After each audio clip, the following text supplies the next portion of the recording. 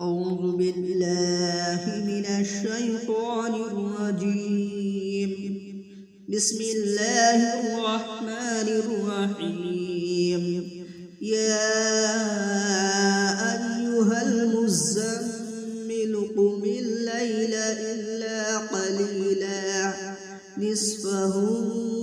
أو انقص منه قليلا أو زد عليه ورتل القرآن ترتيلا إنا سنلقي عليك قولا ثقيلا إن ناشئة الليل هي أشد وطئا وأقوم قيلا إن لك في النهار سبحا طويلا واذكر اسم ربك وتبتل إليه تبتيلا رب المشرق والمغرب لا إله إلا هو فاتخذه وكيلا واصبر على ما يقولون واهجرهم حجرا جميلا وذرني والمكذبين أولي النعمة ومهلهم قليلا إن لدينا أنكالا وجحيما وطعاما ذا غصة وعذابا أليما يوم ترجف الأرض والجبال وكانت الجبال كثيبا مهيلا إنا أرسلنا إليكم رسولا شاهدا عليكم كما أرسلنا إلى فرعون رسولا فعصى فرعون الرسول فأخذناه أخذا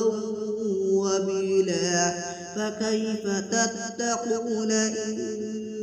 كفرتم يوما يجعل الولدان شيبا السماء منفطر به كان وعده مفعولا إن هذه تذكرة فمن شاء اتخذ إلى ربه سبيلا إن ربك يعلم أنك تقوم أدنى من ثلثي الليل ونصفه وثلثه وطائفة من الذين معك والله يقدر الليل والنهار علم أن لن تحصوه فتاب عليكم فاقرؤوا ما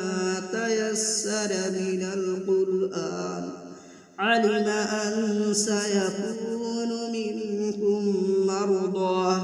وآخرون يضربون في الأرض ويبتغون من فضل الله وآخرون يقاتلون في سبيل الله فاقرؤوا ما تيسر منه وأقيموا الصلاة وآتوا الزكاة وأقرضوا الله قرضا حسنا وما تقدموا لأنفسكم من خير تجدوه عند الله وهو خيرا وأعظم أجرا واستغفروا الله إن الله غفور رحيم. صدق